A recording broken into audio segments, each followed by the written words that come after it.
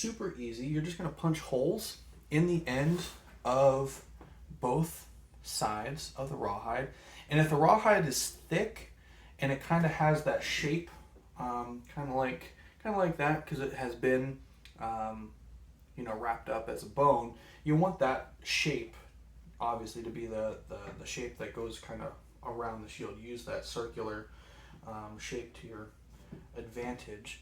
But you're just going to take the end here, and what I do is I just do 2 rows of 5 holes right on the edge. Probably go up about half an inch from the very edge, and then a half an inch between the 2 rows. You can do it however you want. I don't like to over stitch, just because these shields really aren't made to be totally permanent. You're probably going to have to make adjustments at some point. So the 2 rows of 5 have worked out really good for us in the past. And so I just sit there, and it doesn't have to be super symmetrical or absolutely perfect. You don't need to mark it out or anything like that. Measure it. It's just based on what you see. And so there we go. That's it right there. 2 rows of 5 holes. And so that's going to be the one end. And then I'll do the exact same thing on this end. And then I'm just going to stitch them together. And it's just going to be a really simple stitch. It's not going to take that much time. And then I'll probably end the video after that and then pick it back up and show you after I'm done stitching. Or I guess I could show you how I stitch too.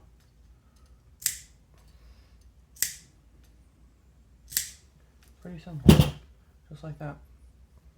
And it's totally up to you how you want to lay the 2 pieces down. I usually like to do the thicker piece on the top. If one piece is a little bit bigger, I'll do that piece on the top. It's totally up to you how you do it. I don't think it really makes a super big difference. But you'd probably want the wider piece or the thicker piece on top, because it'll be a little bit more in the ways of protection. So you want to make sure you line it up right on the actual shield, and it's the right side. You want to make sure you're not, have one side inside out or anything like that. So you want to make sure that's good. And then all you're going to do is you're just going to take some sinew, and I would say it's about maybe a little bit less than 2 feet, or right about 2 feet of sinew. And since I'm doing a video, I'm going to do the bigger needle, I guess. It'll probably be easier to see. But you just thread that needle, and then I start from the inside. There. And because I've already punched holes, you could probably stick a needle through the rawhide, but it just takes so long, and it's really going to be rough on your fingers. That's why I like punching holes, because it's really simple, super easy. Bam. So from the inside, and then just go out and then back through from one row to the next. And then you've got the piece there. Hopefully I'm close enough to the camera that you can see it. But then I'm just going to tie that, just double knot it, maybe even triple knot it, just kind of whatever you think. Knot it a couple times.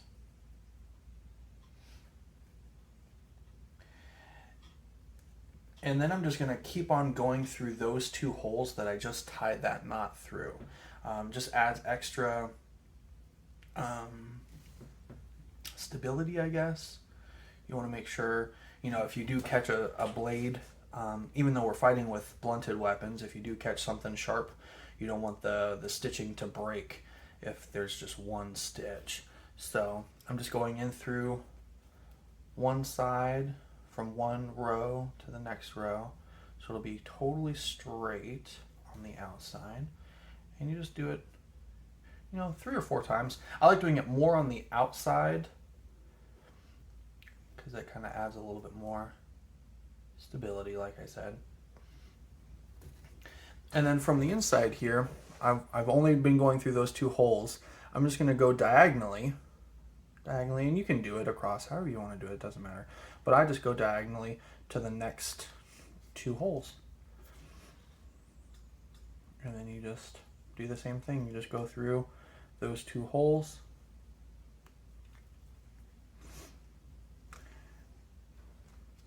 And for the most part, the holes always line up.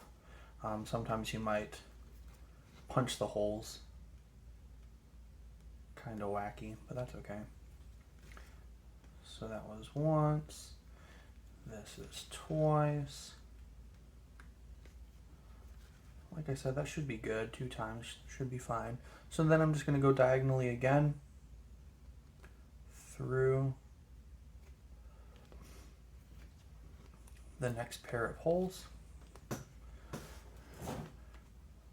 And you're just going to go in and out.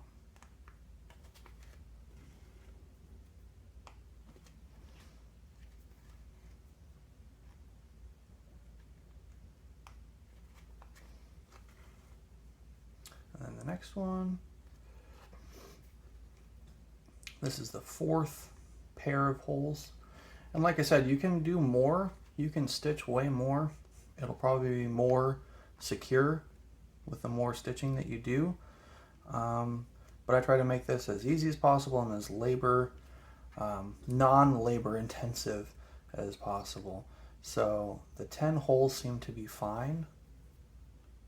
And like I said, if this isn't going to be permanent, you really don't need more than that. Alright, so now I'm going to go through the last pair.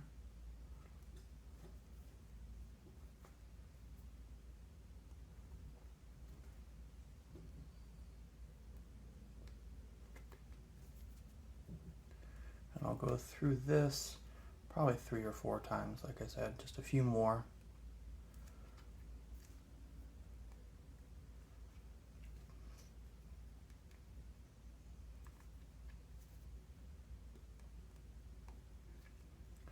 Alright, so that's 3. And we're getting kind of close to the end of our string here, our sinew. So there you have the inside. That's what the inside looks like. The outside is just vertical stitches. I think that looks pretty simple, pretty basic, pretty easy.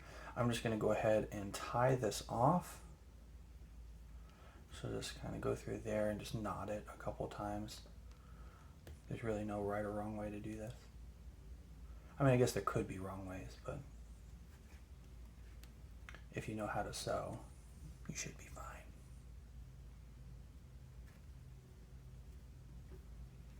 Alright, so I put 3 knots in there. And something I like to do, this is definitely optional, you don't need to do this, but I like taking the leftover string here that's still on the needle, and I like weaving it through the stitching here, because it just gives it a little added tension so that you won't unravel. So same with this side over here. If you're using a big enough needle, you should be able to restring that, or rethread it, I mean. And then just feed that right back through. It also makes sure that your thread doesn't stick out on either side of the rawhide. So any leftover that I do have, just snip that off. And that's our first seam. That's our first connection there. And because of how much rawhide we have, I really only have 1 and 2 other connections. And that's pretty much it. So I'll show you real quick what it looks like finished. I'll take off one of these. So that's the finished stitch there. That's the seam. And you can see there's just the vertical stitches on either side. 5 stitches. And like I said, it's not the most secure, but it is probably the best use of time, I guess you could say.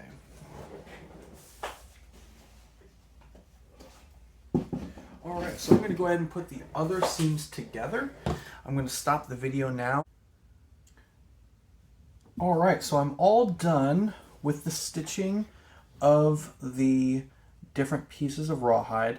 I noticed the spot right here is pretty thin, but it should be okay. It is going to stretch quite a bit. The way that I kind of determine how much, move some things out of the way here.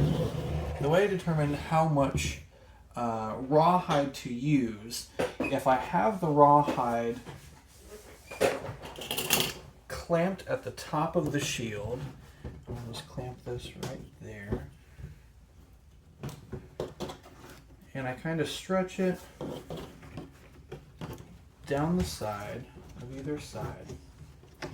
You want the rawhide to connect right at the halfway point between the end of the boss and the edge of the shield. So hopefully you can see that, the edge of the boss, the edge of the shield. You want to connect right about halfway. And that should give you just enough stretch to bring it all the way around the edge.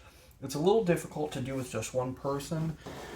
Last night I had an extra pair of hands that helped. But what I like to do is I like to put one binder clip up here at the top, and then just take one side, one edge, and just stretch across the shield. And as I go, just add a binder clip. These guys are pretty heavy duty, so that'll stay pretty much in place there. And then we'll stretch it just a little bit more, right about there. And just try to make sure, feel on the top and the bottom that you're about even on both sides. So about an inch, maybe a little bit less than an inch on both sides. And get about halfway down the shield, and then we'll do this other side on the opposite side. So again, just kind of stretch the rawhide over the edge, make sure it's even.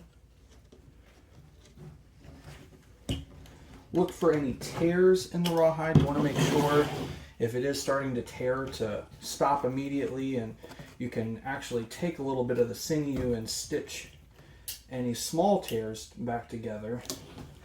If you accidentally tear it completely, you can always just take a piece of that inner core that I showed earlier and just patch it. It makes it a little bit easier. Sorry, those binder clips are so loud. So then we're down here to the bottom, and I like laying it flat and taking the side, the edge that's going to be on the opposite end, and just slowly stretching it over the edge. And like I said, this is thinner rawhide, so that was way easy for me to do. Thicker rawhide, it's a lot harder. But you can see now how even that looks all around the shield. And now what you're going to do is you're just going to place binder clips pretty much anywhere you see a little bit of a bubble or a little bit of a pucker. So like right there, if you can see that. So that's a little spot where I would just take a binder clip, put it right on there, and now it's gone. And you can just kind of clip those binder clips down. And since I bought so many binder clips because I knew we were making a lot of shields, I might actually just kind of line binder clips all around the shield, because why not? It just makes it extra secure. It's not going anywhere, it's not moving. You especially want to make sure you keep track of the seams.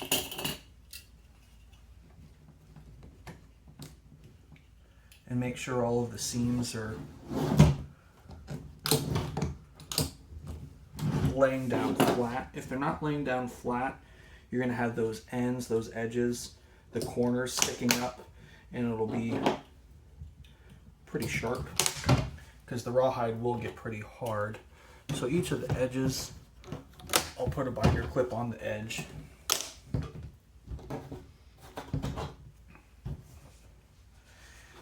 And that is it, my friends.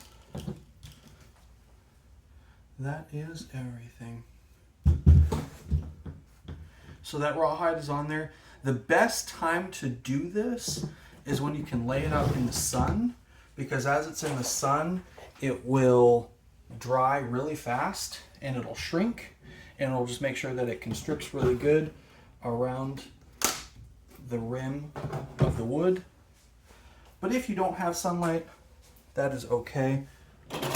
It'll still work, drying up slow. Oh, just dropped one. But here we have all of them. And it usually takes about 2 days to fully dry. If you put it in the sunlight, it could take as little as a few hours. But what I'll do is I'll continually check to make sure, like let's say I see a little bit of a pucker right there. I might come back and just move this binder clip over just a little bit. You'll start to see a little bit of an indent from these binder clips, and that's totally okay. It's not noticeable. Nobody will know what it is. But if you want to watch the rawhide as it dries and just kind of move them every hour or so, it'll keep it from creating a harsh seam, I guess you could say, a harsh indent. But as you can see, it's pretty even all around the inside. There's a little bit, I think that was kind of a small or a thin spot. I can kind of adjust it. And that's kind of the whole process, is you have the binder clips there, so now it's not going anywhere. So you can make the little minor adjustments. If it's sitting too far forward on the outside, not enough on the inside, you can just fix that. Here's a little piece here. I'm gonna move one over and put a third one in there. And let's say after this dries, that's kind of sticking out a little bit too much right there. You can always come in with a pair of shears and trim it up, or very carefully with an X-Acto knife or something. But that's it. Now we have rawhide on another shield. Thank you so much for watching. Please comment if you have any questions. I'll try to answer anything. Or if you make your own shield, I'd love to see how it works and how you did. And we'll see you next time. I think the next video will actually be a video on riveting the bosses onto the shield, and then riveting the handle onto the shield as well. So stay tuned, and hopefully we'll see you again. Have a good one, guys. Bye.